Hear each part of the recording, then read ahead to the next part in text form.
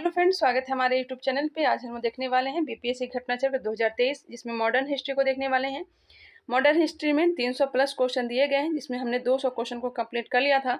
आज हम लोग 200 से लेकर के 300 प्लस क्वेश्चन को देखने वाले हैं। चलिए इसे स्टार्ट करते हैं। अगर आपने नहीं देखा है पहले वाली वीडियो तो प्लेलिस्ट में जाकर के देख लीजिएगा। चलिए इसे स्टार्ट करते हैं। किसने यूरोपियन नील बागान मालिकों द्वारा किसानों के शोषण की तरफ गांधी जी का ध्यान आकर्षित किया था? क्या किया था? राजकुमार शुक्ल। 1917 पता ही होगा। 1916 के लखनऊ अधिवेशन में गांधी जी से मुलाकात की थी और आने का आमंत्रण दिया था। गांधी जी को चंपारण आने का आमंत्रण किसने दिया था? वही क्वेश्चन है, राजकुमार शुक्ल। चंपारण में इंडिगो के किसानों की दशा की ओर गांधी जी का ध्यान किसने आकर्षित किया था? सेम वही क्वेश्चन है, बार बार एक क्वेश्चन है जो बीपीएससी में है, जो रिपीट होते रहता है। ऑप्शन नंबर डी नेक्स्ट है। गांधी जी द्वारा भारत में पहली बार सत्याग्रह आंदोलन बिहार में कहाँ प्रारंभ किया गया था? कहाँ प्रारंभ किया गया था? यह किया गया था चंपारण में 1917 में। 1917 में 3 कट्ठियाँ पता ही हैं। 20 कट्ठे में 3 कट्ठा पे नील की खेती करना होता था। गांधी जी चंपारण आंदोलन के क्या थे? राष्ट्रीय नेता थे। बिहार के कौन से स्थान में गांधी जी ने अपना प्रथम सत्याग्रह किया था? तो वही क्वेश्चन है, चंपारण। चलिए आगे बढ़ते हैं। चंपारण नील आंदोलन के राष्ट्रीय नेता कौन थे? ये थे महात्मा गांधी। प्रसिद्ध नाटक नील दर्पण जिसमें इंडिगो की खेती करने वाले किसानों के दमन का चित्रण किया गया है, की रचना किसने की है? नील दर्पण की रचना की है दीनबंधु मित्र ने। यहाँ पे देख लेते हैं, जहाँ पे इंपॉर्टेंट लगेगा वहाँ पे मैं डिटेल में बताते चलूंगी। 1857 के विद्रोह के ठीक बाद बंगाल में नील विद्रोह हुआ था 1859-60 में। नील विद्रोह कब हुआ था? 1859-60 में हुआ था। सन्यासी विद्रोह हुआ था 1763-1800 के बीच। 1763 से लेकर के 1800 के बीच हुआ था सन्यासी विद्रोह। संथाल विद्रोह हुआ था 1855-56 में। वही पावना विद्रोह हुआ था 1873-76 में। नील विद्रोह की शुरुआत बंगाल के कहाँ से हुआ था? तो नदिया जिले के गोविंदपुर गांव से हुआ था। बिल्कुल याद रखेंगे डिटेल से ही। नदिया जिले के गोविंदपुर गांव से प्रारंभ हुआ था। एक नील उत्पादक के 2 भूतपूर्व कर्मचारियों दिगंबर विश्वास तथा विष्णु विश्वास के नेतृत्व में वहां के किसान एकजुट हुए तथा उन्होंने नील की खेती बंद कर दी। यह नील आंदोलन के इतिहास में अपनी मांगों को लेकर किए गए आंदोलनों में सर्वाधिक व्यापक और जुझारू विद्रोह था। बंगाल का नील विद्रोह शोषण के विरुद्ध किसानों की सीधी लड़ाई थी। बंगाल के वे काश्तकार जो अपने खेतों में चावल की खेती करना चाहते थे, उन्हें यूरोपीय नील बागान मालिक नील की खेती करने के लिए मजबूर करते थे। नील की खेती से इनकार करने वाले किसानों को नील बागान मालिकों के दमन चक्र का सामना करना पड़ता था। सितंबर 1859 में उत्पीड़ित किसानों ने अपने खेतों में नील न उगाने का निर्णय लेकर बंगाल मालिकों के विरुद्ध विद्रोह कर दिया। 1860 तक नील आंदोलन नदियां पावना, खुलना, ढाका, मालदा, दिनाजपुर आदि क्षेत्रों में फैल गया। किसानों की एकजुटता के कारण बंगाल में 1860 तक सभी नील कारखाने बंद हो गए। बंगाल के बुद्धिजीवी वर्ग ने अखबारों में अपने लेखों द्वारा जन सभाओं के माध्यम से इस विद्रोह के प्रति अपने समर्थन को व्यक्त किया। इसमें हिंदू पेट्रियाट के संपादक हरिश्चंद्र मुखर्जी की विशेष भूमिका रही। हिंदू पेट्रियाट के संपादक कौन थे? तो हरिश्चंद्र मुखर्जी। नील बागान बालिकों के अत्याचारों का खुला चित्रण दीनबंधु मित्र ने अपने नाटक नील दर्पण में किया है। चलिए इतना डिस्कशन इसका देख लें।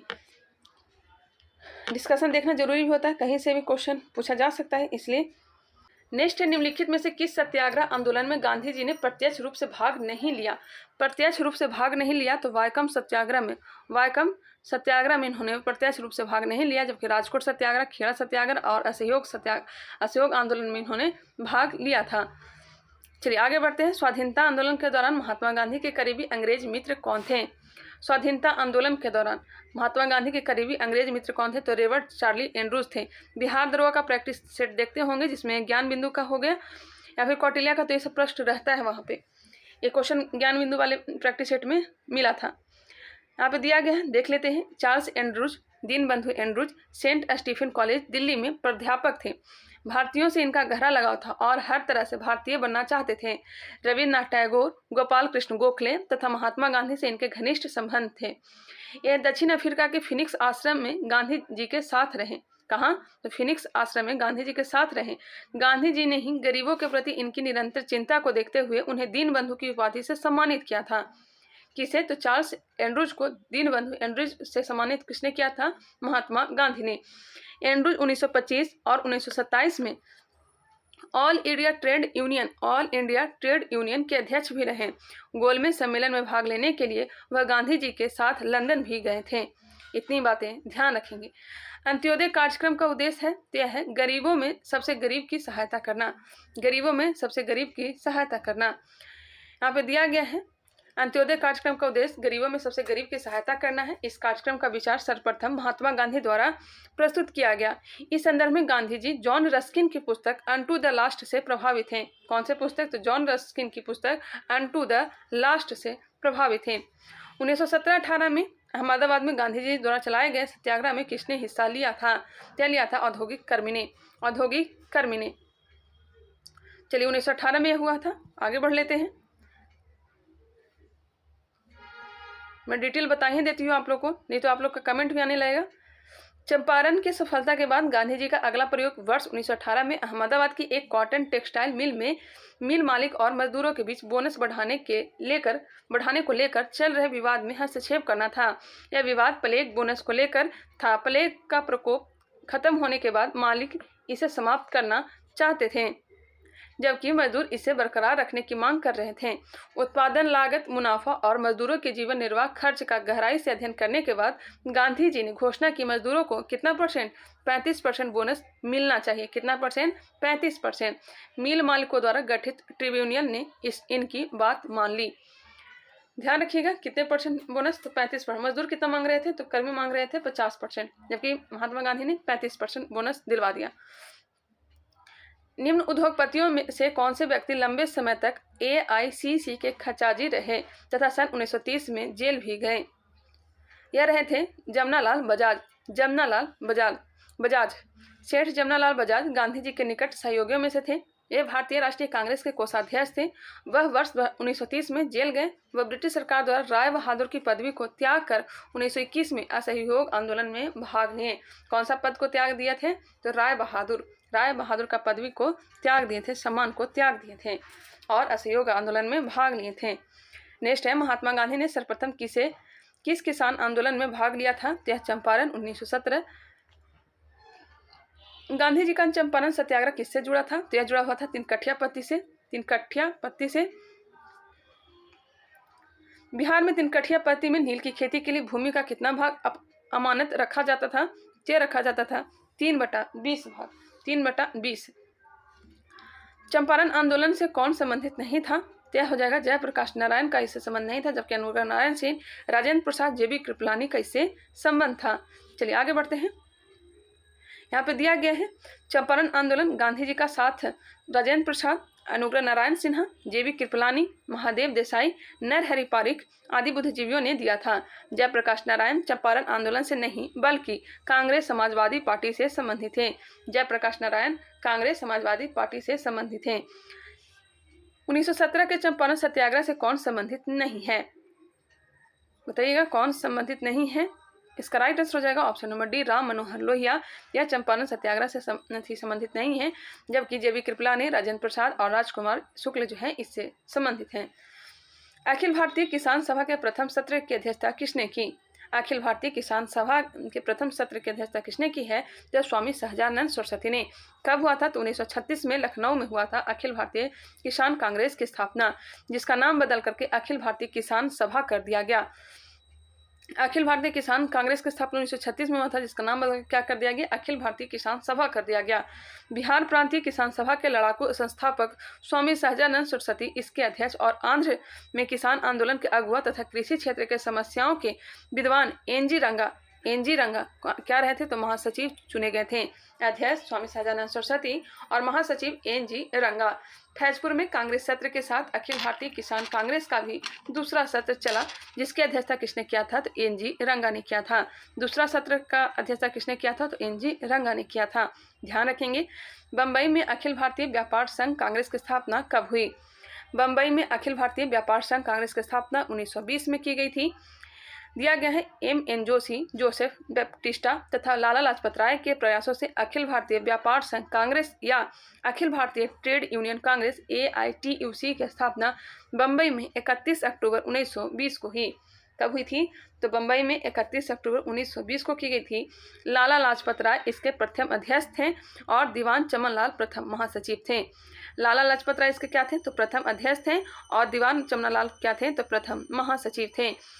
अखिल भारतीय ट्रेड यूनियन कांग्रेस की स्थापना कब हुई थी? तो बंबई में की गई थी 31 अक्टूबर 1920 से। एक क्वेश्चन थोड़ा ट्रेंड में चल रहा है, कौन से स्थान पे स्थापना की जाती है, ये बात ध्यान रखा करिए। तो बंबई में इसकी स्थापना की गई थी भारतीय ट्रेड यूनियन कांग्रेस की। चलिए आगे बढ़ते हैं। अखिल भारतीय ट्रेड यूनियन कांग्रेस के प्रथम अध्यक्ष कौन थे? यह हो जाएंगे लाला लाजपत राय। लाला लाजपत राय। कम्युनिस्ट इंटरनेशनल का सदस्य बनने वाला पहला भारतीय कौन था? कम्युनिस्ट इंटरनेशनल का सदस्य बनने वाला पहला भारतीय कौन था? यह हो जाएगा M.N. राय। M.N. राय। 221 नंबर प्रश्न है, 221 नंबर है। M.N. राय थे। चलिए आगे बढ़ते हैं। कम्युनिस्ट इंटरनेशनल की स्थापना कब हुई थी? तो कम्युनिस्ट इंटरनेशनल की स्थापना मार्च 1919 में व्लादिमीर लेनिन और रूसी पार्टी बोल्शेविक द्वारा की गई थी। M.N. राय लेनिन के निमंत्रण पर मॉस्को गए और कम्युनिस्ट इंटरनेशनल के सदस्य बने। कम्युनिस्ट इंटरनेशनल के सदस्य बनने वाले वे पहले भारतीय थे। नेक्स्ट क्वेश्चन है, भारतीय उच्चायुक्त के पद का सृजन किस अधिनियम से हुआ? भारतीय उच्चायुक्त के पद का सृजन किस अधिनियम से हुआ? यह हुआ है भारत सरकार अधिनियम 1919 से। भारत सरकार अधिनियम 1919। ऑप्शन नंबर क्या हो जाएगा? बी। चलिए आगे बढ़ते हैं। भारत सरकार अधिनियम 1919 में भारत सचिव के कार्यभार को कम करने के लिए एक भारतीय उच्चायुक्त की नियुक्ति की गई। भारतीय उच्चायुक्त की नियुक्ति की गई। इसका कार्य भारत सरकार के लिए अस्त्र शस्त्र और अन्य सामान खरीदना, ठेका देना, व्यापारिक हितों को देखना और इंग्लैंड में पढ़ने वाले भारतीय विद्यार्थियों की देखभाल करना इत्यादि कर्तव्य थे। उच्चायुक्त और इसके सहायकों के वेतन का व्यय भारत के साधनों से होना था। रॉलेट एक्ट का भारतीय राष्ट्रीय कांग्रेस ने विरोध किया क्योंकि इसका लक्ष्य था तो व्यक्तिगत स्वतंत्रता को सीमित करना। व्यक्तिगत स्वतंत्रता को सीमित करना। मार्च 1919 में केंद्रीय विधान परिषद से पास हुआ विधेयक रॉलेट एक्ट के नाम से जाना गया, जिसके अनुसार अंग्रेजी सरकार जिसको चाहे जब तक चाहे बिना मुकदमा चलाए जेल में बंद रख सकती थी।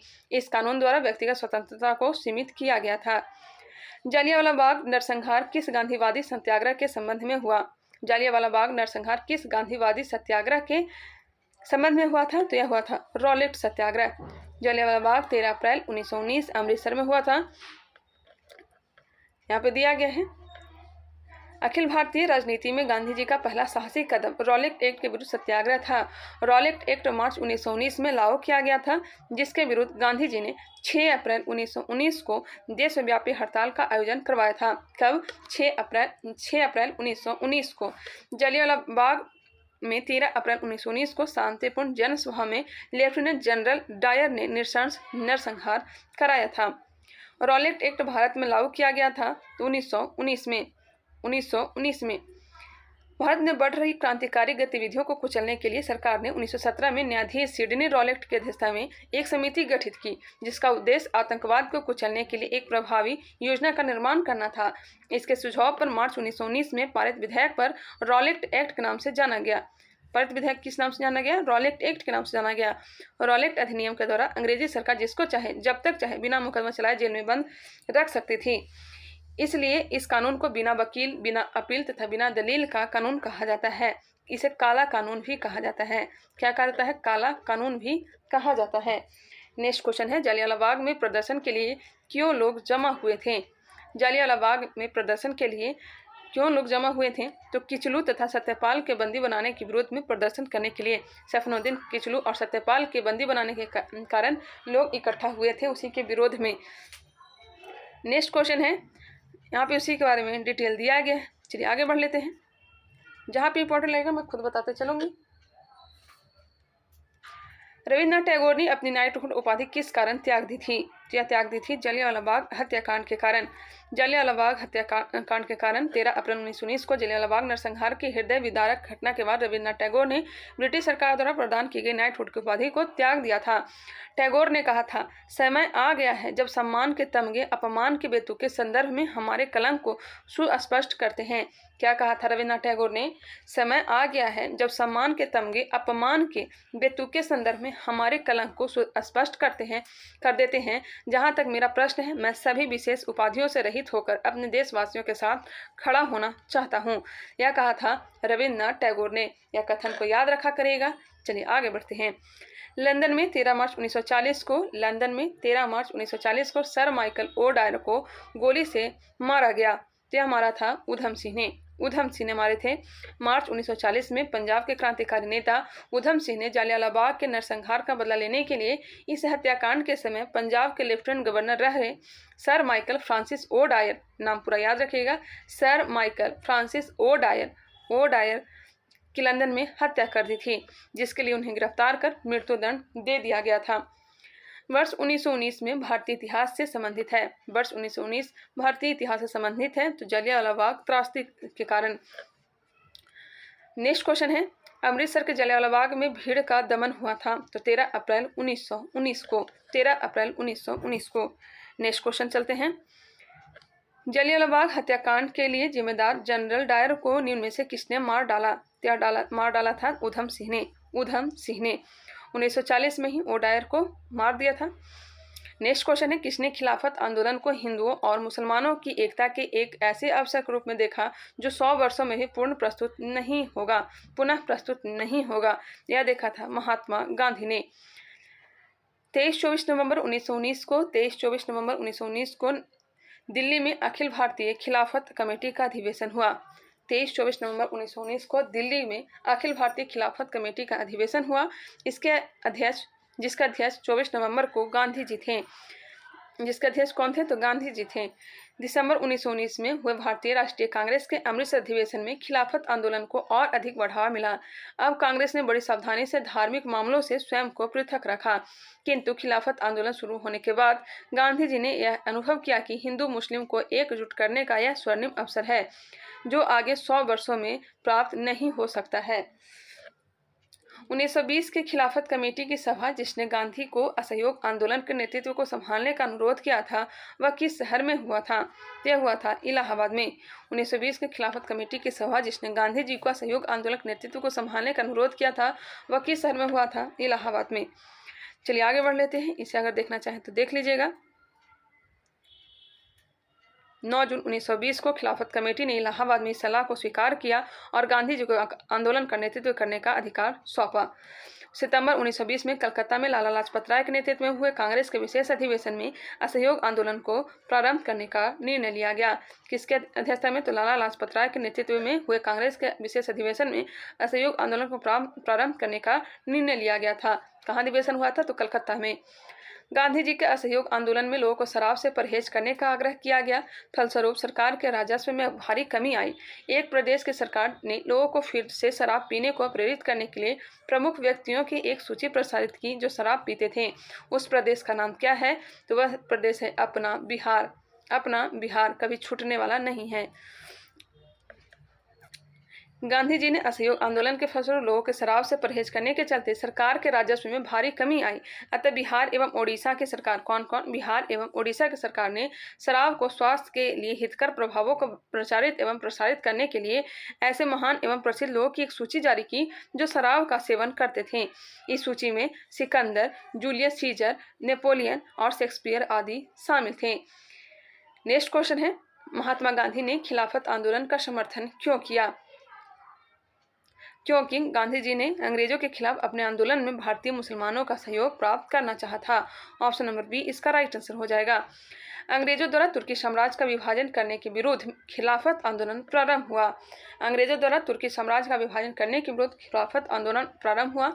दिल्ली में 24 नवंबर 1919 को होने वाली खिलाफत कमेटी की अध्यक्षता महात्मा गांधी को प्रदान की गई। दिसंबर 1919 में हुए भारतीय राष्ट्रीय कांग्रेस के अमृतसर अधिवेशन में खिलाफत आंदोलन को और अधिक बढ़ावा मिला। गांधी जी ने इसे हिंदू मुस्लिम एकता के एक ऐसे स्वर्णिम अवसर के रूप में देखा जो आगे 100 वर्षों में नहीं प्राप्त हो सकता है। नेक्स्ट क्वेश्चन चल लेते हैं। भारतीय राष्ट्रीय कांग्रेस ने असहयोग आंदोलन किस वर्ष प्रारंभ किया था? तो 1 अगस्त 1920 को। उसी के बारे में दिया गया है। वर्ष 1920 में कलकत्ता में कांग्रेस के विशेष अधिवेशन में पास हुए असहयोग संबंधी प्रस्ताव की दिसंबर 1920 में नागपुर में हुए कांग्रेस के वार्षिक अधिवेशन में पुष्टि कर दी गई। कब पुष्टि की गई? तो नागपुर अधिवेशन में पुष्टि की गई। फलस्वरूप 1 अगस्त 1920 को गांधी जी के नेतृत्व में असहयोग आंदोलन की शुरुआत हुई। गांधी ने असहयोग आंदोलन कब प्रारंभ किया? यह प्रारंभ किया था 1920 में, 1 अगस्त 1920 को। गांधी जी द्वारा असहयोग आंदोलन 1 अगस्त 1920 को प्रारंभ किया गया। पश्चिमी भारत, बंगाल तथा उत्तरी भारत में असहयोग आंदोलन को अभूतपूर्व सफलता मिली। असहयोग आंदोलन के दौरान ही मोतीलाल नेहरू, लाला लाजपत राय, सरदार वल्लभ भाई पटेल, जवाहरलाल नेहरू तथा राजेंद्र प्रसाद न्यायालय का बहिष्कार कर आंदोलन में कूद पड़े थे। कौन कौन? तो मोतीलाल नेहरू, लाला लाजपत राय, सरदार वल्लभ भाई पटेल, जवाहरलाल नेहरू तथा राजेंद्र प्रसाद न्यायालय का बहिष्कार कर आंदोलन में कूद पड़े थे। किस क्षेत्र में राहुल साकृत्यायन 1920 के असहयोग आंदोलन में सक्रिय रहे? ते रहे थे छपरा में। राहुल साकृत्यायन 1893-1963 ने अपनी शिक्षा बनारस से पूर्ण की। वह वर्ष 1912 में साधु बन गए और अपना नाम बाबा रामोदर दास रख लिया। राहुल साकृत्यायन ने अपना नाम क्या रख लिया था? तो बाबा रामोदर दास रख लिया था। उन्होंने वर्ष 1921 में असहयोग आंदोलन में भाग लिया। इन्हें 6 महीने की जेल हुई। यह असहयोग आंदोलन के समय छपरा में सक्रिय थे। वर्ष 1922 में ये छपरा DCC के अध्यक्ष चुने गए।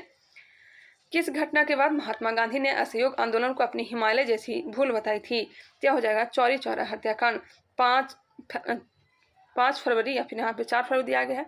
4-5 फरवरी 1922 को आंदोलनकारियों की भीड़ ने ब्रिटिश शासन की एक पुलिस चौकी को आग लगा दी थी, जिससे 23 पुलिस कर्मचारी जिंदा जलकर मर गए थे। गांधी जी ने इस घटना की निंदा की तथा असहयोग आंदोलन को स्थगित कर दिया। गांधी जी ने इस घटना को हिमालय जैसी भूल की संज्ञा दी। नेक्स्ट क्वेश्चन है, असहयोग आंदोलन के दौरान किसने पटना कॉलेज छोड़ा जबकि उसकी परीक्षा के केवल 20 दिन ही बचे थे? 20 दिन परीक्षा के बचे थे। जयप्रकाश नारायण।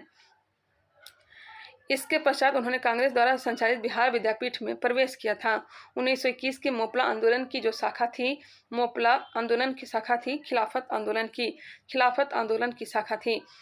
केरल प्रांत के मलाबार जिले के मोपला काश्तकारों के आंदोलन मुख्यतः लगान व बेदखली को लेकर था। जमींदार जब चाहते उन्हें भूमि से बेदखल कर देते और जब चाहते मनमाना लगान वसूलते। खिलाफत आंदोलन भी अपनी जड़ें जमाता जा रहा था। हालात ये हो गए कि खिलाफत आंदोलन एवं काश्तकारों की बैठक में फर्क करना मुश्किल हो गया। इस तरह दोनों आंदोलन एक दूसरे में समा गए। 1920-22 के असहयोग आंदोलन के दौरान बिहार में प्रचलित मान्यताओं में से एक यह थी कि उनकी जीत होगी क्योंकि गांधी को अंग्रेज को हराने का तरीका पता था। चलिए नेक्स्ट क्वेश्चन देख लेते हैं। इसे आप लोग खुद से देख लीजिएगा। चलिए मैं आगे बढ़ती हूँ। उसी के बारे में डिटेल दिया गया है। शराबबंदी आंदोलन 1922 किसके नेतृत्व में प्रारंभ हुई थी? तो यह हुई थी सरदार वल्लभ भाई पटेल के नेतृत्व में। शराबबंदी आंदोलन 1922 सरदार वल्लभ भाई पटेल के नेतृत्व में कब हुआ था? तो 1922 में हुआ था। गुजरात के सूरत जिले में स्थित बारदोली वर्ष 1928 के बाद राजनीतिक गतिविधियों का केंद्र बन गया। बारदोली के मेड़ता बंधुओं कल्याण जी और कुंवर जी तथा दयालजी देसाई ने किसानों के समर्थन में वर्ष 1928 में आंदोलन चलाया। बाद में इसका नेतृत्व सरदार वल्लभ भाई पटेल ने किया। पटेल के नेतृत्व में ही वर्ष 1928 में कोई कर नहीं शराबबंदी आंदोलन चलाया गया। ज्ञातव्य है कि कर न अदायगी का आंदोलन गांधी जी ने असहयोग आंदोलन के दौरान वर्ष 1922 में बारदोली से चलाने का विचार बनाया था, लेकिन चौरी चौरा की घटना के कारण यह योजना स्थगित कर दी गई। बिहार लोकसेवा आयोग ने त्रुटिवश शराबबंदी आंदोलन कर न अदायगी की तिथि वर्ष 1928 के स्थान पर 1922 लिखा है, जो कि गलत है। 1928 होना चाहिए था। नेक्स्ट क्वेश्चन है, 1921 का मोपला विद्रोह कहाँ हुआ था? तो केरल में हुआ था। यहाँ का काश्तकार अधिकतर बटाईदार मुसलमान थे तथा जमींदार अधिकतर हिंदू थे। आंदोलन जमींदारों के शोषण के खिलाफ था। किस घटना के कारण गांधी जी ने असहयोग आंदोलन वापस लिया था? चौरी चौरा कांड के कारण। 12 फरवरी 1922 को बारदोली में हुई कांग्रेस की बैठक में आंदोलन को बारदोली में हुई कांग्रेस की बैठक में आंदोलन को स्थगित करने का निर्णय लिया गया। आंदोलन समाप्त करने के अपने निर्णय के बारे में गांधी जी ने यंग इंडिया में लिखा है कि आंदोलन हिंसक होने से बचाने के लिए मैं हर एक अपमान, हर एक यंत्रणा पूर्ण बहिष्कार, यहाँ तक कि मौत भी सहने को तैयार हूँ। किसमें कहा है? तो यह कहा है यंग इंडिया में। क्या कहा है? आंदोलन हिंसक होने से बचाने के लिए मैं हर एक अपमान, हर एक यातना, पूर्ण बहिष्कार, यहाँ तक कि मौत भी सहने को तैयार हूँ। असहयोग आंदोलन के स्थगन संबंधी घटनाओं का सही क्रम इंगित करें। असहयोग आंदोलन के स्थगन संबंधी घटनाओं का सही क्रम इंगित करें। बताइएगा इसका राइट आंसर क्या हो जाएगा। यहाँ पे देख लेते हैं, ऑप्शन नंबर ए इसका राइट आंसर दिया गया है। यहाँ पे डिटेल दिया गया है, देख लीजिएगा। मैं बता देती हूँ। 4 फरवरी 1922 को चौरी चौरा में कांग्रेस और खिलाफत का एक जुलूस निकला। कुछ पुलिस वालों ने उनके साथ दुर्व्यवहार किया। परिणाम स्वरूप जुलूस में शामिल एक जत्थे ने पुलिस पर हमला बोल दिया। पुलिस ने गोली चलाई, फलतः भीड़ उत्तेजित हो गई और पुलिस पर हमला बोल दिया। सिपाही भागकर थाने में घुसे तो भीड़ ने थाने में आग लगा दी। इस घटना की खबर मिलते ही गांधी जी ने आंदोलन वापस ले लिया। 12 फरवरी 1922 को असहयोग आंदोलन समाप्त हो गया। आंदोलन की समाप्ति के बाद गांधी जी की स्थिति थोड़ी कमजोर हो गई थी। सरकार ने इस स्थिति का फायदा उठा करके 10 मार्च 1922 को 10 मार्च 1922 को उन्हें गिरफ्तार करके 6 वर्ष की सजा सुनाई, लेकिन पहले ही रिहा कर दिए जाते हैं। लॉर्ड सिन्हा ने 1921 में कहाँ के गवर्नर पद से त्यागपत्र दिया था बिहार उड़ीसा से। लॉर्ड सिन्हा ने 1921 में कहाँ के गवर्नर पद से त्यागपत्र दिया, हो जाएगा बिहार उड़ीसा से। सत्येंद्र प्रसन्न सिन्हा का जन्म एसपी सिन्हा का जन्म 24 मार्च 1863 को बंगाल के बीरभूम के रायपुर में हुआ था। वह वर्ष 1908 में बंगाल के एडवोकेट जनरल नियुक्त होने वाले प्रथम भारतीय थे। बंगाल के एडवोकेट जनरल नियुक्त होने वाले प्रथम भारतीय थे। वे ऐसे पहले भारतीय थे जिन्हें वायसराय की काउंसिल में कानूनी सदस्य के रूप में शामिल किया गया। वर्ष 1920 में बिहार और उड़ीसा के गवर्नर नियुक्त हुए, जो प्रशासन में उच्च पद प्राप्त करने वाले प्रथम भारतीय थे। स्वास्थ्य कारणों से इन्होंने वर्ष 1921 में अपने पद से इस्तीफा दे दिया और 4 मार्च 1928 को इनकी क्या हो गई, मृत्यु हो गई। 1923-28 के काल में भारतीय राजनीति में क्रांतिकारी कार्यविधियों की पुनरावृत्ति का कारण था। 1923-28 के काल में भारतीय राजनीति में क्रांतिकारी कार्यविधियों की पुनरावृत्ति का कारण क्या था, बताइएगा। इसका राइट आंसर क्या हो जाएगा। ऑप्शन नंबर बी दिया गया है, यहाँ पे देख लेते हैं। गांधी जी द्वारा असहयोग आंदोलन का स्थगन। गांधी जी द्वारा असहयोग आंदोलन का स्थगन। नेक्स्ट क्वेश्चन है, उसी के बारे में यहाँ पर डिटेल दिया गया है। आगे बढ़ लेते हैं। स्वराज दल की स्थापना असफलता के बाद हुई। स्वराज दल की स्थापना किसके असफलता के बाद हुई थी, असहयोग आंदोलन के असफलता के बाद। नेक्स्ट क्वेश्चन है, इसका दिया गया है जनवरी 2023 में CR दास और मोतीलाल नेहरू ने इसकी स्थापना किया था। CR दास इसके अध्यक्ष थे तथा मोतीलाल नेहरू इसके महासचिव थे। स्वराज पार्टी ने अपने को कांग्रेस के अभिन्न हिस्से के रूप में प्रचारित किया, साथ ही अहिंसा और असहयोग के प्रति अपनी वचनबद्धता को दोहराया। स्वराज दल की स्थापना किसने की। स्वराज दल की स्थापना चित्तरंजन दास एवं मोतीलाल नेहरू ने। चित्तरंजन दास और मोतीलाल नेहरू। 1923 में स्वराज पार्टी का गठन किसने किया था, तो यह किया था CR दास और मोतीलाल नेहरू ने। वही क्वेश्चन है, स्वराज पार्टी का गठन किसके असफलता के बाद हुई थी, तो असहयोग आंदोलन के असफलता के बाद हुई थी। 1922 में गया के इंडियन नेशनल कांग्रेस के अधिवेशन के अध्यक्ष कौन थे, तो यह हो जाएंगे CR दास, चित्तरंजन दास हो जाएंगे, चित्तरंजन दास हो जाएंगे। इन्हें देश बंधु भी कहा जाता है। वर्ष 1922 में जेल से छूटने के बाद चित्तरंजन दास को गया में कांग्रेस सम्मेलन का निर्वाचित अध्यक्ष घोषित किया गया। असहयोग आंदोलन की समाप्ति के बाद देश बंधु ने सभा प्रवेश कार्यक्रम के जरिए सभाओं के भीतर से असहयोग भारतीय राजनीति को नया आयाम देने का प्रयास किया, परंतु C राजगोपालाचारी, वल्लभ भाई पटेल, डॉक्टर राजेंद्र प्रसाद, NG रंगा, अयंगर आदि नेताओं ने परिषद में प्रवेश करने की नीति का विरोध किया। इस अधिवेशन में काउंसिल में प्रवेश न लेने का प्रस्ताव पारित हुआ। फलस्वरूप चित्तरंजन दास ने त्यागपत्र दे दिया। इसके उपरांत उन्होंने कांग्रेस के भीतर से स्वराज पार्टी की स्थापना की। भारतीय राष्ट्रीय कांग्रेस के 1922 में आयोजित गया अधिवेशन के अध्यक्ष कौन थे, तो चित्तरंजन दास थे। नेक्स्ट क्वेश्चन है, अतः सदैव सहमति के साथ और अक्सर वाणिज्य मंडल के निर्देशों पर भारत सरकार चलती है और इसे व्हाइट मैन्स बर्डन कहा जाता है। यह किसने कहा था, तो यह कहा था सच्चिदानंद सिन्हा। अतः सदैव सहमति के साथ और अक्सर वाणिज्य मंडल के निर्देशों पर भारत सरकार चलती है और इसे व्हाइट मैन्स बर्डन कहा जाता है, यह किसने कहा था, तो सच्चिदानंद सिन्हा ने। नेक्स्ट क्वेश्चन है, साइमन कमीशन पहली बार भारत आया था, तो यह आया था फरवरी 1928 ईस्वी में, फरवरी 1928 में। देख लेते हैं इसका डिटेल। वर्ष 1919 के एक्ट में 10 वर्ष पर इसकी समीक्षा हेतु एक संवैधानिक आयोग के गठन का प्रावधान था। आयोग का यह देखना था कि यह अधिनियम व्यवहार में कहां तक सफल रहा तथा उत्तरदायी शासन की दिशा में कहां तक प्रगति करने की स्थिति में है। किंतु ब्रिटेन के कंजर्वेटिव सरकार ने इनकी समीक्षा हेतु 2 वर्ष पूर्व 1927 में ही साइमन कमीशन की नियुक्ति कर दी। सर जॉन साइमन की अध्यक्षता में गठित इस कमीशन में कुल 7 सदस्य थे। चूंकि इसमें सभी सदस्य अंग्रेज थे, इसलिए कांग्रेसियों ने इसे श्वेत कमीशन कहकर विरोध किया। साइमन कमीशन 3 फरवरी 1928 को भारत में पहुंचा था, बंबई में पहुंचा था 3 फरवरी 1928 को। रिक्त स्थानों की पूर्ति करे। नेहरू रिपोर्ट मोतीलाल नेहरू भारत में संवैधानिक व्यवस्थाएं की अध्यक्षता में एक कमेटी द्वारा तैयार किया गया और इसका विषय था भारत में संवैधानिक व्यवस्थाएं। एक बार फिर से देखते हैं। नेहरू रिपोर्ट मोतीलाल नेहरू की अध्यक्षता में एक कमेटी द्वारा तैयार किया गया था और इसका विषय था भारत में संवैधानिक व्यवस्थाएं। नेक्स्ट क्वेश्चन चल लेते हैं, उसी के बारे में डिटेल दिया गया है। मोतीलाल नेहरू की अध्यक्षता में 8 सदस्यीय समिति ने अगस्त 1928 में प्रस्तावित संविधान का प्रारूप प्रस्तुत किया। इसको मोतीलाल नेहरू के नाम पर नेहरू रिपोर्ट कहा जाता है। नेक्स्ट क्वेश्चन है, पूर्ण स्वराज का प्रस्ताव लाहौर कांग्रेस में पारित किया गया वर्ष 1929 में। पूर्ण स्वराज का प्रस्ताव लाहौर कांग्रेस में पारित किया गया वर्ष 1929 जवाहरलाल नेहरू के द्वारा, पंडित जवाहरलाल नेहरू के द्वारा। कांग्रेस के कलकत्ता अधिवेशन में ब्रिटिश सरकार को यह अल्टीमेटम दिया गया कि वह वर्ष के अंत में नेहरू रिपोर्ट स्वीकार कर ले या कांग्रेस द्वारा प्रारंभ किए जाने वाले जन आंदोलन का सामना करें। निर्धारित समय सीमा में सरकार द्वारा कोई निश्चित उत्तर न मिलने की स्थिति में दिसंबर 1929 में पंडित जवाहरलाल नेहरू की अध्यक्षता में कांग्रेस का ऐतिहासिक लाहौर अधिवेशन हुआ, जिसमें पंडित जवाहरलाल नेहरू ने पूर्ण स्वराज का लक्ष्य घोषित किया।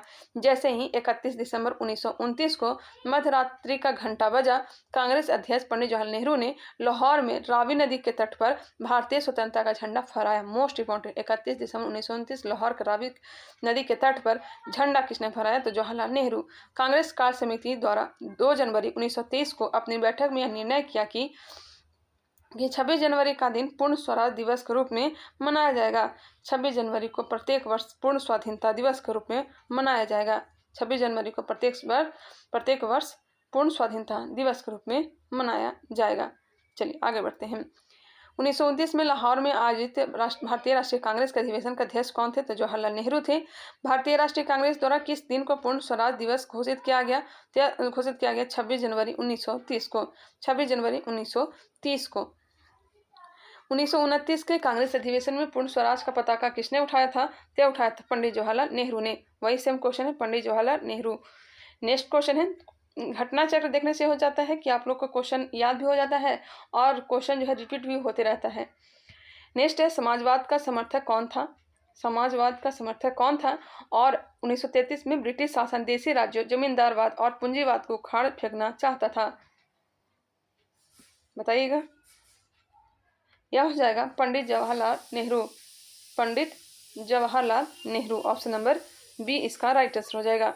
जवाहरलाल नेहरू समाजवाद के समर्थक थे। वर्ष 1933 में ब्रिटिश शासन देशी राज्यों, जमींदारवाद और पूंजीवाद को उखाड़ फेंकना चाहते थे। नेहरू का समाजवाद सोवियत संघ के समाजवाद से प्रभावित था। उन्होंने नवंबर 1927 में सोवियत संघ की यात्रा की थी। कब की थी? तो 1927 में सोवियत संघ की यात्रा की थी।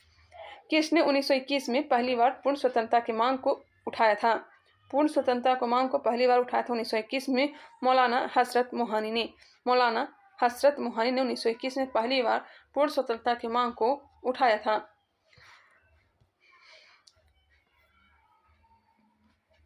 लेकिन महात्मा गांधी इस मांग के पक्ष में नहीं थे।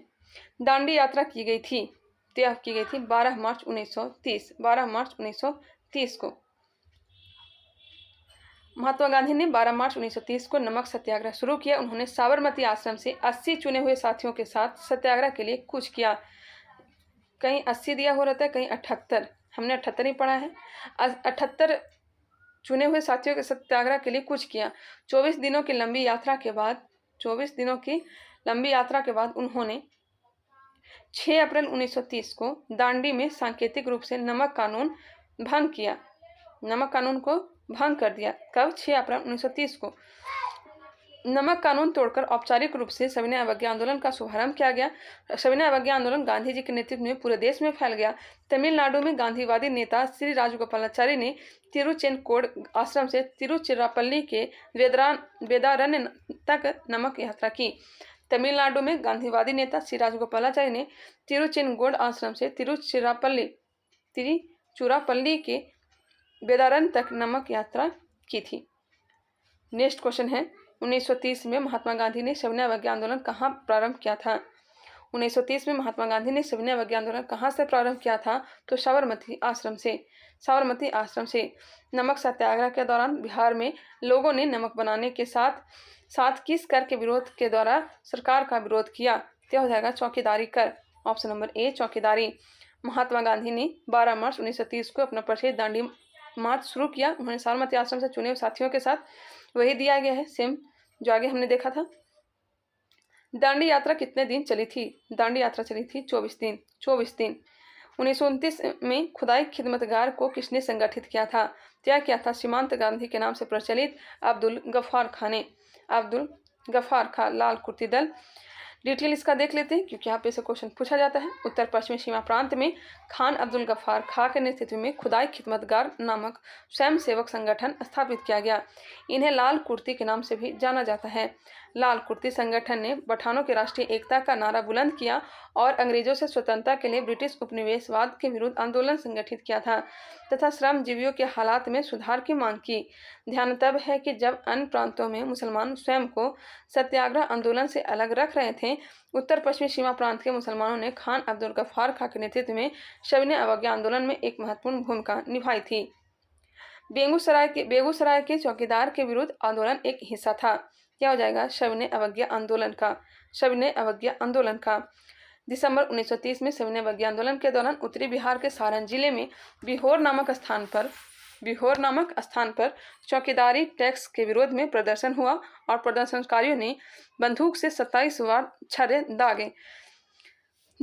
दागे जाने की परवाह नहीं की। अगले महीने बेगूसराय जो कि मुंगेर जिले स्वतंत्रता दिवस के रूप में एकत्रित भीड़ में भारी संख्या में ग्रामवासी आकर सम्मिलित हो गए और उपमंडल अधिकारी को एक गड्ढे में खदेड़ दिया।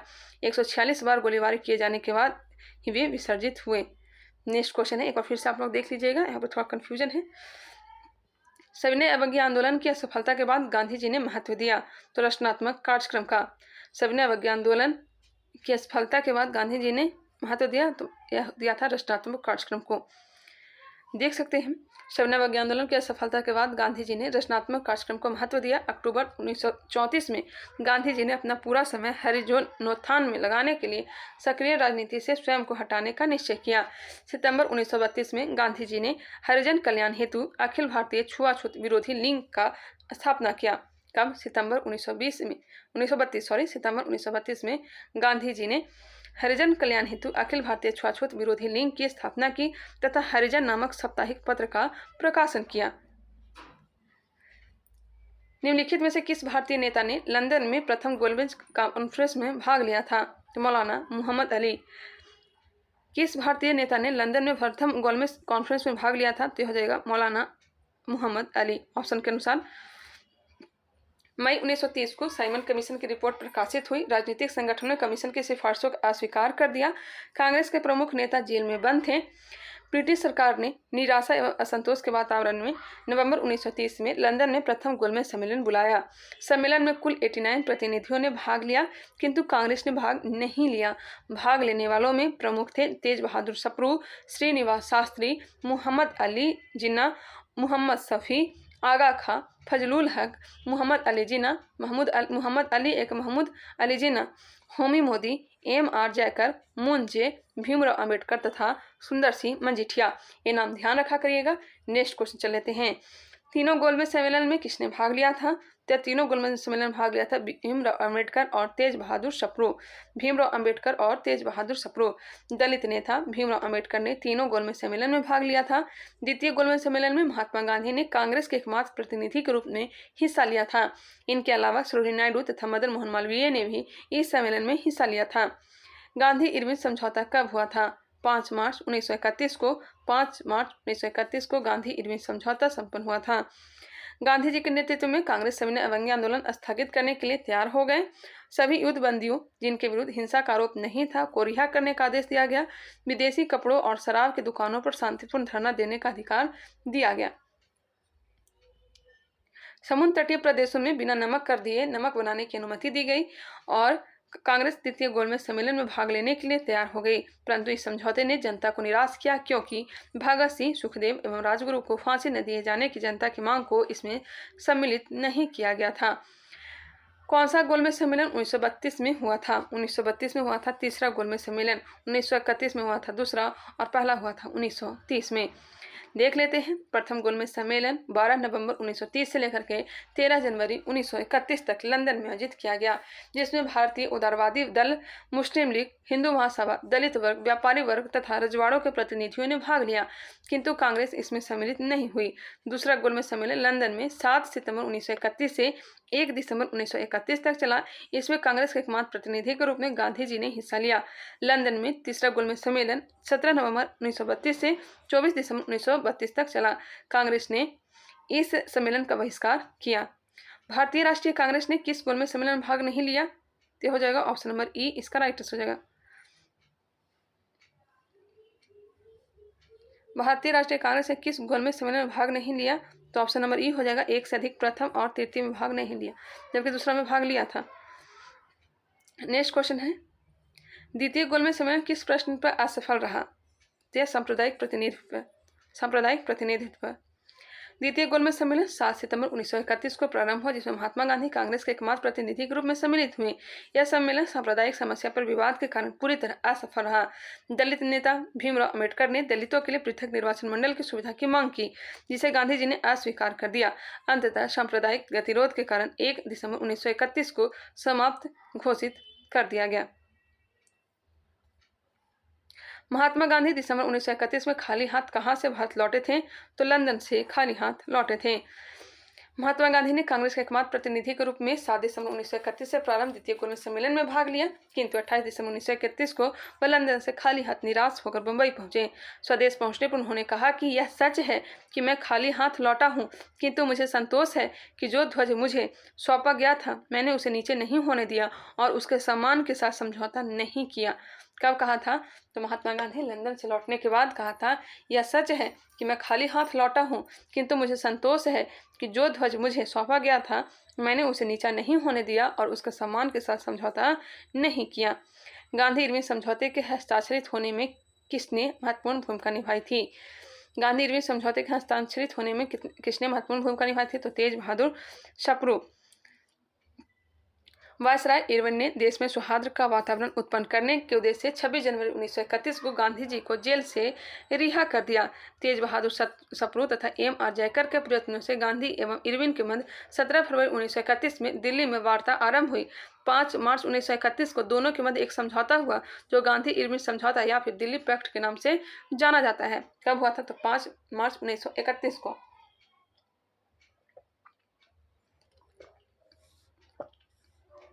नेक्स्ट क्वेश्चन है, 5 मार्च 1931 को निम्न में से कौन समझौता हुआ था? तो गांधी इरविन समझौता हुआ था। इरविन गांधी कहें या फिर गांधी इरविन समझौता हुआ था। अगस्त 1932 के रैमजे मैकडोनाल्ड के सांप्रदायिक पंचायत के द्वारा पहली बार एक पृथक निर्वाचक समूह बनाया गया। क्या बनाया गया? अछूतों के लिए। किसके लिए? अछूतों के लिए। ब्रिटिश प्रधानमंत्री रैमजे मैकडोनाल्ड ने 16 अगस्त 1932 को सांप्रदायिक निर्णय प्रस्तुत किया, जिसके अंतर्गत प्रत्येक अल्पसंख्यक समुदाय के लिए विधानमंडलों में कुछ सीटें सुरक्षित कर दी गई, जिनके सदस्यों का चुनाव पृथक निर्वाचक मंडलों द्वारा किया जाना था। मुसलमान और सिख, ईसाइयों, आंग्ल भारतीयों, महिलाओं को तो पहले से ही अल्पसंख्यक माना जाता था। अब इस नए कानून के अंतर्गत दलित वर्ग को अल्पसंख्यक मानकर हिंदुओं से अलग कर दिया गया। नेक्स्ट क्वेश्चन है, सांप्रदायिक अवार्ड एवं पूना पैक्ट में क्रमशः दलित वर्ग के लिए कितने सीटें दी गई?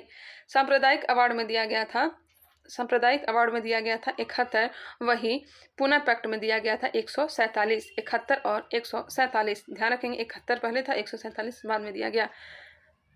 केंद्रीय विधानमंडल में सुरक्षित सीटों की संख्या में 18% की वृद्धि की गई। पूना समझौते का उद्देश्य दलित वर्ग को प्रतिनिधित्व देना था। पूना समझौता 24 सितंबर 1932 को पुणे में गांधी जी तथा भीमराव अंबेडकर के बीच एरवदा झील में हुआ था, जिसके अनुसार विभिन्न प्रांतीय विधानमंडलों में दलित वर्गों के लिए 147 सीटें आरक्षित की गई, जबकि सांप्रदायिक अधिनिर्णय में केवल 71 सीटों की ही व्यवस्था की गई थी तथा केंद्रीय विधानमंडल में 18% सीटें दलित वर्गों के लिए आरक्षित की गई। बहिष्कृत भारत जर्नल किससे शुरू किया था? बहिष्कृत भारत जर्नल किसने शुरू किया था, त्याग किया था? बाबा साहेब अम्बेडकर ने। बहिष्कृत भारत जर्नल को भीमराव अम्बेडकर ने शुरू किया था। इन्होंने जुलाई 1924 में बंबई में बहिष्कृत हितकारिणी सभा नामक एक संस्था भी बनाई थी। अपने किस कार्यकारिणी कमेटी में कांग्रेस ने भू स्वामित्व को समाप्त करने की नीति अपनाई? अपने किस कार्यकारिणी कमेटी में कांग्रेस ने भू स्वामित्व को समाप्त करने की नीति अपनाई? तो कार्यकारिणी कमेटी 1937। कार्यकारिणी से कमेटी 1937। नेक्स्ट क्वेश्चन है, किस अधिनियम के बारे में जवाहरलाल नेहरू ने कहा था कि हमें एक ऐसी कार दी गई थी जिसमें सब ब्रेक तो थे किंतु इंजन नहीं था, ब्रेक रहित गाड़ी? यह कहा था 1935 के अधिनियम के बारे में जवाहरलाल नेहरू ने। 1935 के अधिनियम के बारे में जवाहरलाल नेहरू ने कहा था, एक कार जिसमें ब्रेक तो है पर इंजन नहीं। वे वर्ष 1947 से 1964 तक भारत के प्रधानमंत्री रहे। वे पंचशील के प्रणेता तथा गुटनिरपेक्षता में विश्वास रखते थे। फरवरी 1938 में बिहार की चुनी हुई सरकार ने किस कारणवश इस्तीफा दिया? किस कारणवश इस्तीफा दिया? तो यह हो जाएगा राजनीतिक बंदियों को छोड़ना, राजनीतिक बंदियों को छोड़ने के कारण। नेक्स्ट है, यहाँ पे देखना चाहें तो देख सकते हैं। मैं आगे बढ़ लेती हूँ, इसे थोड़ा सा पॉज कर करके देख लीजिएगा। बिहार किसान सभा से कौन जुड़ा हुआ था? बिहार किसान सभा से जुड़ा हुआ था ऑप्शन नंबर ई, एक से अधिक। कार्यानंद शर्मा, यदुनंदन शर्मा, राहुल सांकृत्यायन, ये सभी के सभी जुड़े हुए थे। स्वामी सहजानंद सरस्वती ने वर्ष 1929 में बिहार किसान सभा की स्थापना की। इस सभा का विस्तार बिहार के गांव में करने वाले उन्हें कार्यानंद शर्मा, राहुल सांकृत्यायन, पंचानंद शर्मा, यदुनंदन शर्मा आदि वामपंथी नेताओं का सहयोग मिला। नेक्स्ट क्वेश्चन है, कांग्रेस सोशलिस्ट पार्टी की पहली बैठक हुई। कांग्रेस सोशलिस्ट पार्टी की पहली बैठक कहाँ हुई थी? जब पटना में हुई थी। वर्ष 1934 में पटना में कांग्रेस महासमिति की बैठक के समय ही इन सदस्यों की एक अलग बैठक हुई, जिसमें अखिल भारतीय समाजवादी दल की स्थापना को औपचारिक मान्यता दी गई। कांग्रेस सोशलिस्ट पार्टी की पहली बैठक कहाँ हुई थी? तो पटना में 1934 में। अखिल भारतीय किसान कांग्रेस का गठन किया गया था 1936 ईस्वी में लखनऊ में। अध्यक्ष कौन थे? स्वामी सहजानंद सरस्वती और महासचिव एन.जी. रंगा को चुना गया था और दूसरा सत्र का अध्यक्ष एन.जी. रंगा नहीं किया था। 1936 में लखनऊ में अखिल भारतीय किसान सभा का प्रथम अध्यक्ष किसे चुना गया था? स्वामी सहजानंद सरस्वती को। वह कौन जगह थी जहां अखिल भारतीय किसान सभा का पहला अधिवेशन हुआ था? तो लखनऊ में हुआ था। स्वामी सहजानंद सरस्वती ने भूमि और जलमार्ग के राष्ट्रीयकरण की मांग के साथ अखिल भारतीय संयुक्त किसान सभा का गठन किया था उनकी मृत्यु से ठीक पहले। नेक्स्ट क्वेश्चन है, इसके बारे में पे देख लीजिए। अखिल भारतीय किसान सभा का गठन स्वामी सहजानंद सरस्वती ने वर्ष 1936 में किया था। वर्ष 1939 में मृत्यु के कुछ समय पूर्व सहजानंद ने ऑल इंडिया यूनाइटेड किसान सभा का वर्ष 1939 में सहजानंद ने ऑल इंडिया यूनाइटेड किसान सभा का गठन किया था। इस संगठन की मूलभूत मांग भूमि, जलमार्ग, ऊर्जा और संपत्ति के सभी स्रोतों का राष्ट्रीयकरण करना था। भारतीय ट्रेड यूनियन कांग्रेस के पहले अध्यक्ष कौन थे? भारतीय ट्रेड यूनियन कांग्रेस के पहले अध्यक्ष कौन थे? तो लाला लाजपत राय थे। भारत में trade union Congress Akhil Bharatiya trade union Congress की स्थापना एन.एम. जोशी द्वारा 31 अक्टूबर 1920 को बंबई में की गई। इसके स्थापना का कारण वर्ष 1919 में अंतर्राष्ट्रीय श्रम संगठन की स्थापना था, इसलिए भारतीय श्रमिक संगठनों ने आपस में संगठित होने का फैसला किया। इसके प्रथम अध्यक्ष लाला लाजपत राय थे तथा उपाध्यक्ष जोसेफ बैप्टिस्टा एवं महामंत्री दीवान चमनलाल बजाज थे। इस संगठन का प्रथम विभाजन वर्ष 1929 में नागपुर अधिवेशन में हुआ।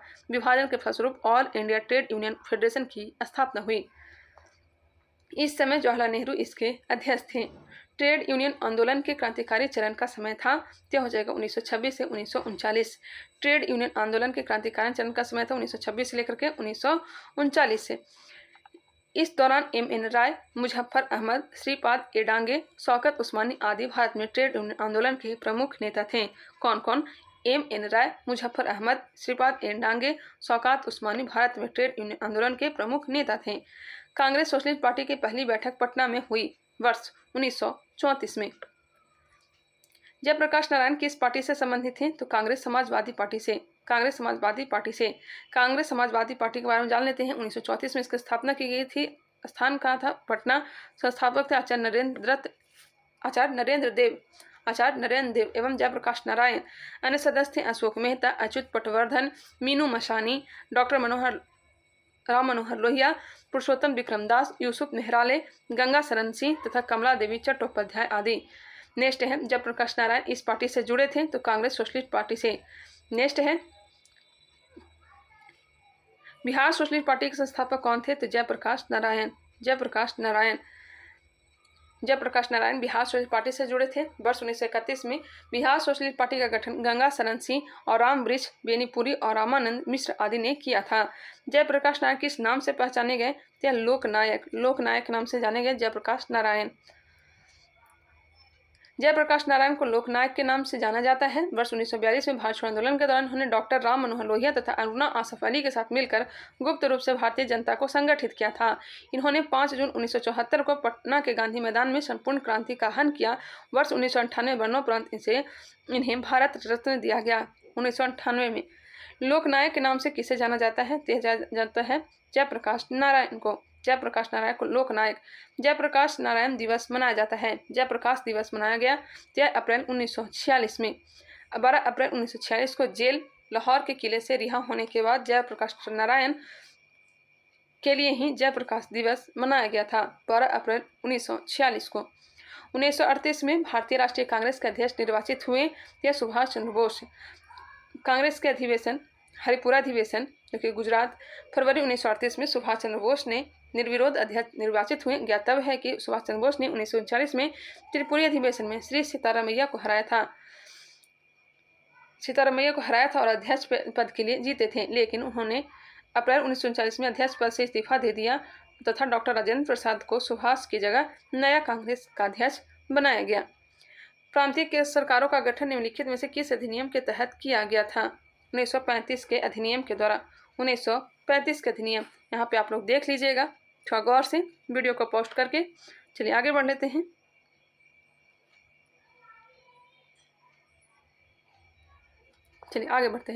इंपीरियल कैडेट कॉर्प्स की स्थापना किसने की थी? इंपीरियल कैडेट कॉर्प्स की स्थापना किसने की थी? बताइएगा किसने की थी?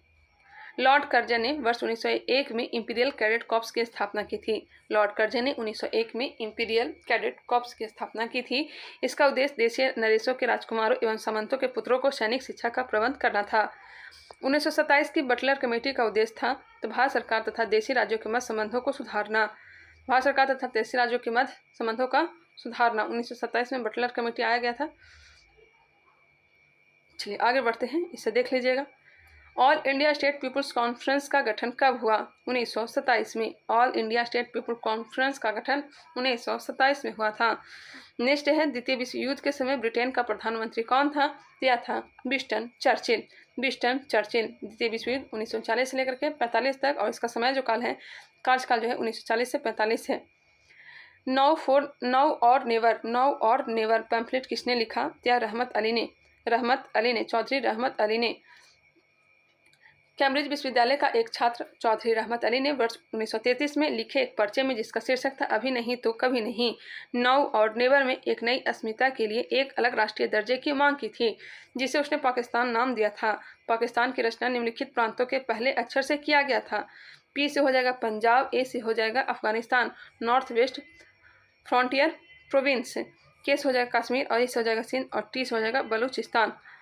पाकिस्तान के अलग राज्य आंदोलन का नेतृत्व किसने किया था? मोहम्मद अली जिन्ना ने 1940 ईस्वी में। नेक्स्ट क्वेश्चन है मुस्लिम लीग द्वारा पाकिस्तान की स्थापना की मांग करने वाला प्रस्ताव पारित किया गया वर्ष 1940 में। इसे देख लीजिएगा। व्यक्तिगत सत्याग्रह किसने आरंभ किया था? तो विनोबा भावे ने प्रारंभ किया था। 17 अक्टूबर 1940 को व्यक्तिगत सत्याग्रह आरंभ किया गया। विनोबा भावे प्रथम सत्याग्रही थे, वही जवाहरलाल नेहरू दूसरे सत्याग्रही और तीसरे ब्रह्मदत्त थे। व्यक्तिगत सत्याग्रह आंदोलन के प्रथम सत्याग्रही कौन थे? यह थे विनोबा भावे। सर्वोदय शब्द का प्रयोग सर्वप्रथम किसने किया था? सर्वोदय शब्द का प्रयोग महात्मा गांधी ने। सर्वोदय संस्कृत के 2 शब्द सर्व जिसका अर्थ होता है सबका तथा उदय होता है उत्थान। सबका उत्थान से मिलकर बना है। सर्वोदय शब्द का प्रयोग सर्वप्रथम महात्मा गांधी ने किया। वर्ष 1908 में जॉन रस्किन की पुस्तक अनटू द लास्ट पुस्तक के अनुवाद में इसका प्रयोग किया। इसका उद्देश्य सभी के अंदर स्वाधीनता और समानता की भावना का विकास करना था। किसकी दृष्टि में क्रिप्स प्रस्ताव एक टूटते हुए बैंक के नाम एक उत्तर दिनांकित चेक था? तो यह हो जाएगा Jawaharlal Nehru. Jawaharlal Nehru option number B. एक minute, option number B. Next question है, यहाँ पे उसके बारे में दिया गया है, वीडियो को पॉज करके देख लीजिएगा, वीडियो काफ़ी लंबी बन गई होगी। आगे बढ़ते हैं। भारत छोड़ो आंदोलन का नेतृत्व किया था?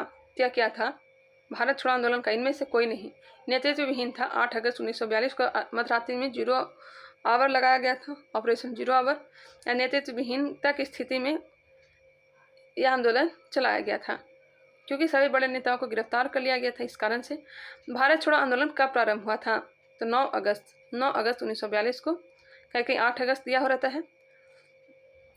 7-8 अगस्त 1942 को बम्बई के ऐतिहासिक ग्वालियर टैंक में अखिल भारतीय कांग्रेस कमेटी की वार्षिक बैठक हुई, जिसमें वर्धा प्रस्ताव की पुष्टि हुई। थोड़े बहुत संशोधन के बाद 8 अगस्त 1942 को प्रस्ताव स्वीकार कर लिया गया और भारत के स्वतंत्रता संघर्ष के अंग्रेजों के विरुद्ध भारत छोड़ो आंदोलन प्रारंभ करने की घोषणा की गई। 9 अगस्त 1942 को भारत छोड़ो आंदोलन आरंभ हुआ। आंदोलन आरंभ होते ही ऑपरेशन 0 आवर के तहत गांधी जी तथा अन्य चोटी के कांग्रेस नेताओं को गिरफ्तार कर लिया गया। गांधी जी को गिरफ्तार करके और सरोजनी नायडू सहित पूना के आगा खां पैलेस में रखा गया। वही 1942 के आंदोलन का सर्वाधिक प्रभाव बम्बई, बंगाल, बिहार, उड़ीसा, यूपी और मद्रास में था, लेकिन समूचे देश की हिस्सेदारी इसमें अवश्य थी। करो या मरो का संबंध किस आंदोलन से है? करो या मरो का संबंध हो जाएगा भारत छोड़ो आंदोलन से। भारत छोड़ो आंदोलन से।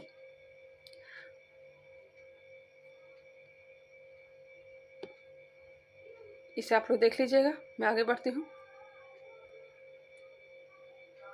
6 जुलाई 1942 को वर्धा में महात्मा गांधी ने कांग्रेस की कार्यकारी समिति में अपने भारत छोड़ो आंदोलन की चर्चा की। तब उस समिति के अध्यक्ष थे मौलाना अबुल कलाम आज़ाद। 1940 से लेकर 1945-46 तक रहते हैं कौन? तो अबुल कलाम आज़ाद सर्वाधिक समय काल तक। भारत छोड़ो आंदोलन के समय इंग्लैंड के प्रधानमंत्री कौन थे? तो यह चर्चिल थे। भारत छोड़ो प्रस्ताव पारित होने के बाद गांधी जी को कैद किया गया था, तो आगा खां पैलेस में और अबुल कलाम आज़ाद, आसफ अली, जीवी पंत आदि को, नेहरू को अहमदनगर किले में रखा गया था। भारत छोड़ो आंदोलन से उत्पन्न दंगे किस क्षेत्र में सबसे अधिक व्यापक रहे?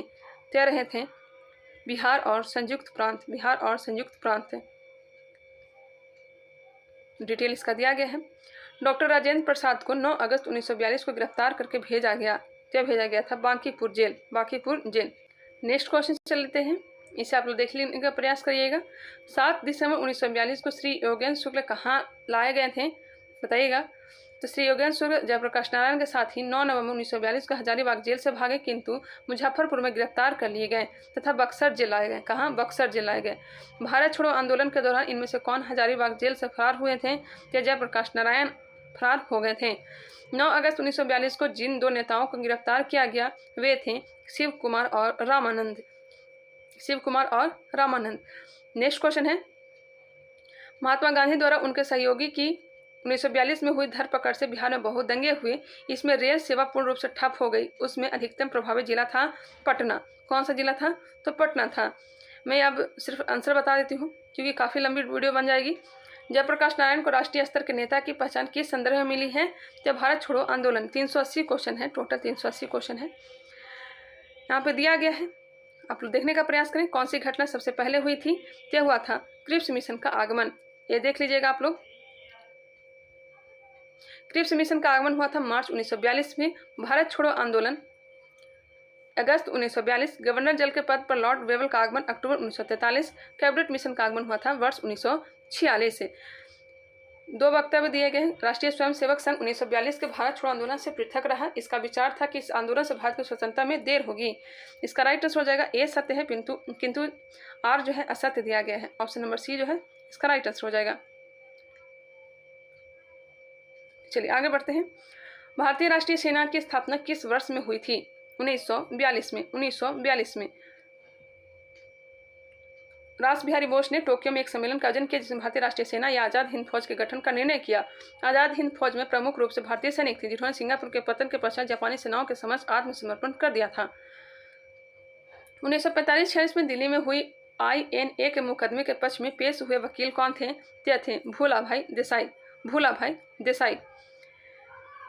आज़ाद हिंद सरकार के निर्माण की घोषणा की गई थी 21 अक्टूबर 1943 को। आज़ाद हिंद सरकार के निर्माण की घोषणा की गई 21 अक्टूबर 1943 को। नेक्स्ट 1943 में आज़ाद हिंद फौज अस्तित्व में आई सिंगापुर में। नेक्स्ट INA किसके दिमाग की उपज थी और किसने इसकी स्थापना की थी? क्या की थी? डॉक्टर मोहन सिंह। नेक्स्ट है फॉरवर्ड ब्लॉक की स्थापना किसने की थी? फॉरवर्ड ब्लॉक की स्थापना सुभाष चंद्र बोस ने। 1939 में फॉरवर्ड ब्लॉक की स्थापना की गई थी।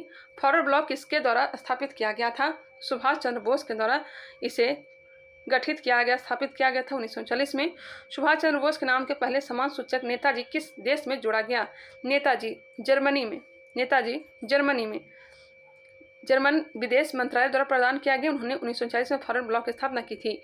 सच्चिदानंद सिन्हा किसके साथ जुड़े थे? सच्चिदानंद सिन्हा, इसका राइट आंसर हो जाएगा इनमें से कोई नहीं के साथ। यह संविधान सभा के प्रथम अधिवेशन में 9 दिसंबर 1946 में सर्वसम्मति अस्थायी अध्यक्ष चुने गए थे। अखिल भारतीय फॉरवर्ड ब्लॉक की स्थापना के लिए सुभाष चंद्र बोस ने कौन जुड़े और INA आंदोलन के साथ भी जुड़े रहे? इसका राइट आंसर दिया गया Shilbhadra Yaji, option number C. Next question देखते हैं। सुमेलित कीजिए। बारदोली सत्याग्रह गुजरात में हुआ था। चौरी चौरा कांड उत्तर प्रदेश। यरवदा जेल पुणे महाराष्ट्र। नोआखली पश्चिम बंगाल। नेक्स्ट है वही इसका डिटेल दिया गया है। कैबिनेट मिशन भारत में आया था। ऑप्शन नंबर ई इसका राइट आंसर हो जाएगा 24 मार्च 1946 को दिल्ली में आया था। 24 मार्च 1946 को। इसके अध्यक्ष कौन थे? तो लॉर्ड पैट्रिक लॉरेंस थे, भारत सचिव थे, तथा अन्य 2 सदस्य स्टेफोर्ड क्रिस और जो कि बोर्ड ऑफ ट्रेड थे, तथा AB अलेक्जेंडर जो कि नौसेना मंत्री थे। कैबिनेट मिशन की अध्यक्षता किसके द्वारा की गई? सर पी लॉरेंस के द्वारा कैबिनेट मिशन की अध्यक्षता की गई। चलिए आगे बढ़ते हैं। इनमें से कौन कैबिनेट मिशन के सदस्य नहीं थे? कैबिनेट मिशन के सदस्य नहीं थे तो बेबल नहीं थे, जबकि Patrick Lawrence, Stafford Cripps, AB Alexander थे, बेबल नहीं थे। वह कौन सा कांग्रेस अध्यक्ष था जिसने क्रिप्स मिशन व लॉर्ड बेबल दोनों से वार्ताएं की थी? यह की थी अबुल कलाम आजाद ने, क्योंकि 1940 से लेकर 1946 तक कांग्रेस के अध्यक्ष रहे थे। चलिए आगे बढ़ते हैं। नेक्स्ट क्वेश्चन देखते हैं। अंग्रेजों द्वारा भारतीयों को 1947 में सत्ता हस्तांतरित किए जाने के समय कांग्रेस का अध्यक्ष कौन था? तय थे JB कृपलानी। अंग्रेजों द्वारा भारतीयों को 1947 में सत्ता हस्तांतरित किए जाने के समय कांग्रेस का अध्यक्ष कौन था? तो JB कृपलानी। भारत के विभाजन के समय भारतीय राष्ट्रीय कांग्रेस का अध्यक्ष कौन था? तय थे JB कृपलानी। वही क्वेश्चन है, देख लीजिए यहाँ पे। भारत विभाजन के समय JB कृपलानी भारतीय राष्ट्रीय कांग्रेस के अध्यक्ष थे। 23 नवंबर 1946 के मेरठ अधिवेशन में अध्यक्ष बने और 1947 तक अध्यक्ष रहे। इनके इस्तीफा देने के बाद डॉक्टर राजेंद्र प्रसाद इसके अध्यक्ष बनाए गए। सन 1947 के भारतीय राष्ट्रीय कांग्रेस के दिल्ली अधिवेशन की अध्यक्षता किसने की? डॉक्टर राजेंद्र प्रसाद ने। नेक्स्ट क्वेश्चन देखते हैं। इलाहाबाद में संपन्न कांग्रेस कार्यकारिणी समिति की बैठक अप्रैल मई 1942 में निम्नलिखित सदस्यों में से एक सदस्य भारत के नाजीवाद, फाशीवाद तथा साम्राज्यवाद विरोधी निश्चित रुख के कारण जापान के विरुद्ध गुरिल्ला युद्ध की अपनी योजना के पक्ष में बहुमत जुटाने में सक्षम हुए थे। वे थे जवाहरलाल नेहरू। एक बार फिर से आप लोग देखने का प्रयास करें। नेक्स्ट है कांग्रेस के कार्यकारिणी परिषद की बैठक कब हुई? 13 मई 1942 को। नागरिक सेवाओं के लिए प्रतियोगी परीक्षा प्रणाली के सिद्धांत स्वीकार किया गया तो 1853 में 1853 के चार्टर एक्ट में यह व्यवस्था की गई कि नियंत्रण बोर्ड और उसके अन्य पदाधिकारियों का वेतन सरकार निश्चित करेगी, परंतु धन कंपनी देगी। डायरेक्टरों की संख्या 24 से घटाकर 18 कर दी गई, जिसमें 6 क्राउन द्वारा मनोनीत किए जाने थे। नियुक्तियां अब प्रतियोगी परीक्षाओं द्वारा की जानी थी, जिसमें किसी प्रकार का भेदभाव नहीं किया जाएगा। निम्नलिखित में से किस अधिनियम के तहत लॉर्ड कॉर्नवालिस को अपनी काउंसिल के फैसलों को रद्द करने का अधिकार मिला था? यह मिला था 1786 का रेगुलेटिंग एक्ट के द्वारा। भारत सरकार अधिनियम 1935 ने समाप्त की तो प्रांतीय द्वैध शासन व्यवस्था को समाप्त कर दिया था। नेक्स्ट क्वेश्चन है, स्तंभवर्ण मिलान करने के लिए दिया गया सिंपल सी बात, history of the freedom movement किसके द्वारा लिखी गई है पुस्तक, एक बार देख ले तो ऑप्शन नंबर सी इसका राइट आंसर दिया गया है। History of the freedom movement यह किसका है, तो यह ताराचंद का है। History of the freedom movement in India Tarachand का हो जाए। History of the freedom movement in Bihar, history of the freedom movement in Bihar के दत्ता का है। आनंद मठ किसका है, प्रिंसेस ऑफ जीसस जो है यह राजा राम मोहन राय का है। आवर इंडियन मुसलमान आनंद मठ का हो जाएगा बंकिम चंद्र चटर्जी, और अवर इंडियन मुसलमान हो जाएगा W हंटर या फिर फादर बुल्के होना चाहिए। क्या दिया गया, W हंटर ही दिया गया है, ऑप्शन नंबर सी। एक बार फिर से history of the freedom movement in India Tarachand की है। History of the freedom movement in Bihar यह है के दत्ता का। Anand Math Bankim Chandra Chatterjee, princes of Jesus Raja Ram Mohan Roy, our Indian Musalman W Hunter.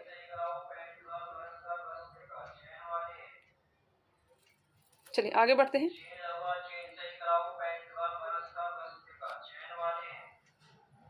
यहाँ पे दिया गया है अमेरिका में फ्री हिंदुस्तान अखबार किसने शुरू किया था। फ्री हिंदुस्तान तारकनाथ दास ने। इंडियन अनरेस्ट का लेखक कौन था। इंडियन अनरेस्ट का लेखक है वेलेंटाइन सिरॉल। भारत में अशांति का जन्मदाता कहा था गंगाधर तिलक को। उपन्यास दुर्गेश नंदिनी के लेखक हैं बंकिम चंद्र चटर्जी। दुर्गेश नंदिनी के लेखक बंकिम चंद्र चटर्जी है। 1865 से लिखित यह उनका पहला उपन्यास है। इनके अतिरिक्त उन्होंने आनंद मठ, राज सिंह, विप्र वृक्ष जैसे उपन्यास लिखकर बांग्ला साहित्य को नई दिशा दी। निम्नलिखित में से किस अखबार का प्रकाशन पटना से होता था। पटना से प्रकाशन होता था इंडियन नेशन का। 1931 में दरभंगा के महाराज कामेश्वर सिंह ने दी इंडियन नेशन का प्रकाशन किया था। झंडा गीत किसने लिखा था। झंडा गीत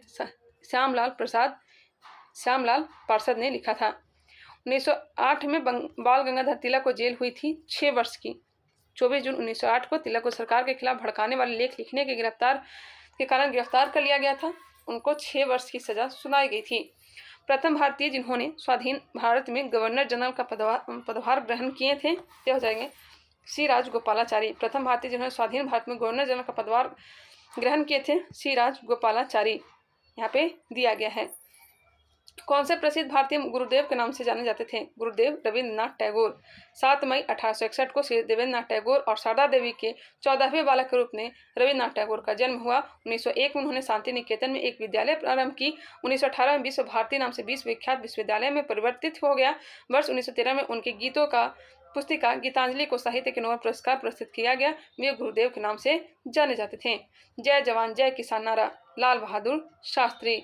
जय जवान जय किसान किसके द्वारा मंदिरों में प्रवेश के अधिकार की मांग की प्रस्तुति के कारण 1899 में तिरुनेल्वेली में भयंकर दंगे हुए थे। क्या हो जाएगा, मारवा में प्रवेश करने के कारण 6 जून 1899 को दंगा हुआ था। शिवकाशी तमिलनाडु में स्थित है। भारतीय राजनीति में 1947 के बाद किस महिला ने सर्वाधिक योगदान दिया। यह दिया था अरुणा आशफ अली ने।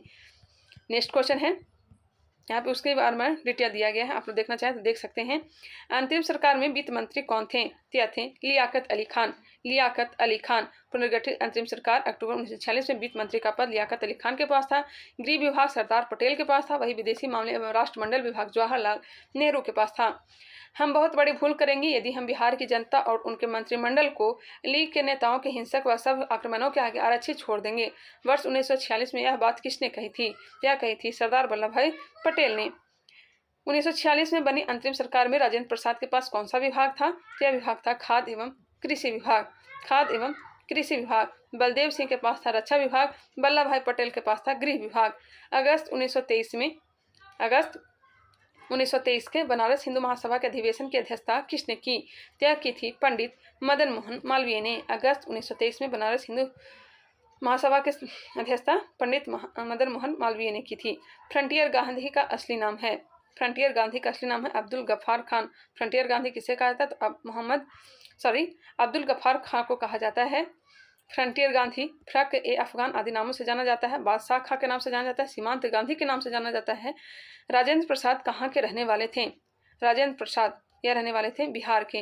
राजेंद्र प्रसाद बिहार के कांग्रेसी नेता थे। संविधान सभा के अध्यक्ष थे। संविधान लागू होने के बाद ये भारत के राष्ट्रपति बने थे। रामचंद्र शर्मा किस गांव से थे। यह थे अम्हारा गांव जो है यह बिहटा के पास ही है। अम्हारा में है। रामचंद्र शर्मा अम्हारा के निवासी थे, बिहार में फॉरवर्ड ब्लॉक के प्रमुख नेता थे। जगत नारायण लाल को किस जेल में भेजा गया? तो भेजा गया था बांकीपुर जेल में। बांकीपुर जेल में। नेक्स्ट क्वेश्चन है, विश्व शांति और आपसी सहयोग स्थापित करने के लिए नेहरू जी ने कौन से सिद्धांत प्रस्तुत किया? यह प्रस्तुत किया था एक से अधिक विश्व शांति गुटनिरपेक्ष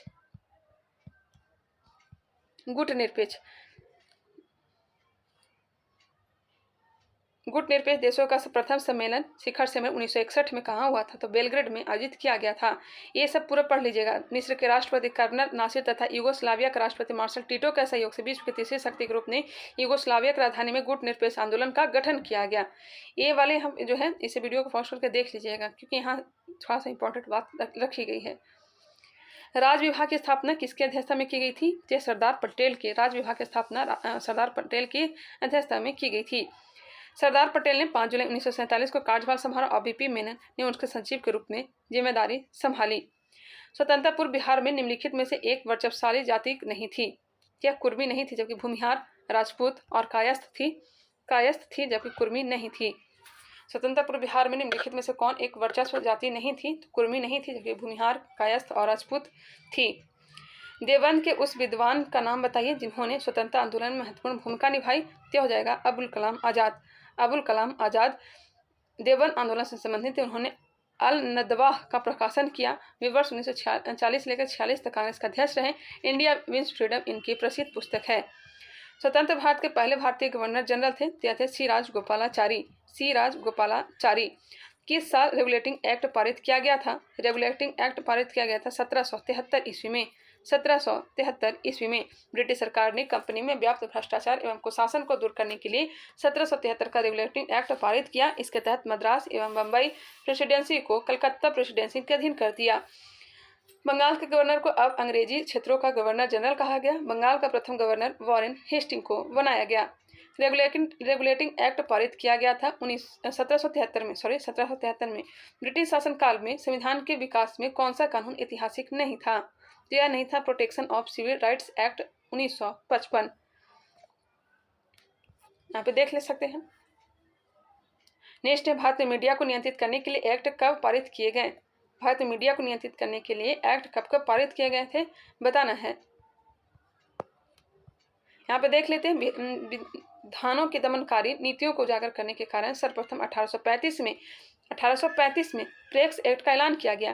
प्रेस और पुस्तकों का पंजीकरण अधिनियम 1867 को पारित किया गया।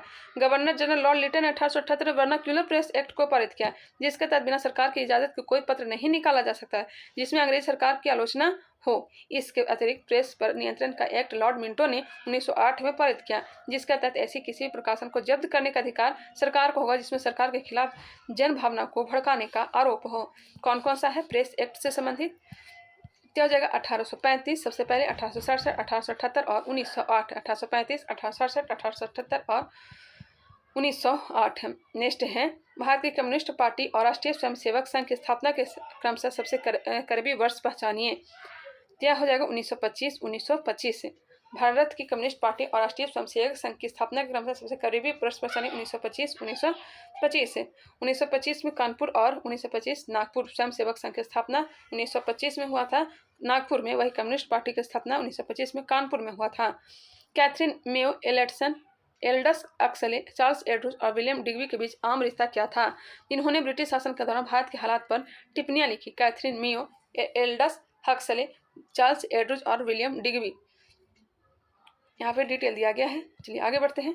अब हम लोग आगे भारतीय राज्य व्यवस्था दिया गया है, लेकिन हम लोग आगे बढ़ने वाले हैं ज्योग्राफी को स्टार्ट करूँगी मैं, उसके बाद ही पॉलिटी को देखूँगी। चलिए, हमने मॉडर्न हिस्ट्री को कंप्लीट कर लिया। वीडियो कैसा लगा कमेंट करके ज़रूर बताएं। जहाँ पे मुझे डिस्कशन ज़रूरी लगा वहाँ पे मैं डिस्कशन करवाई, जहाँ मुझे डिस्कशन ज़रूरी नहीं लगा वहाँ पे मैं नहीं करवाई। चलिए मिलते हैं नेक्स्ट वीडियो के साथ, तब तक के लिए धन्यवाद। अगर आप लोग नए हैं तो हमारे चैनल को सब्सक्राइब कर लें और इसे लाइक करना ना भूलें। लाइक करें, शेयर करें, ये सब आप लोग का काम है। मेरा जो काम था मैंने करवा दिया। चलिए मिलते हैं नेक्स्ट वीडियो के साथ।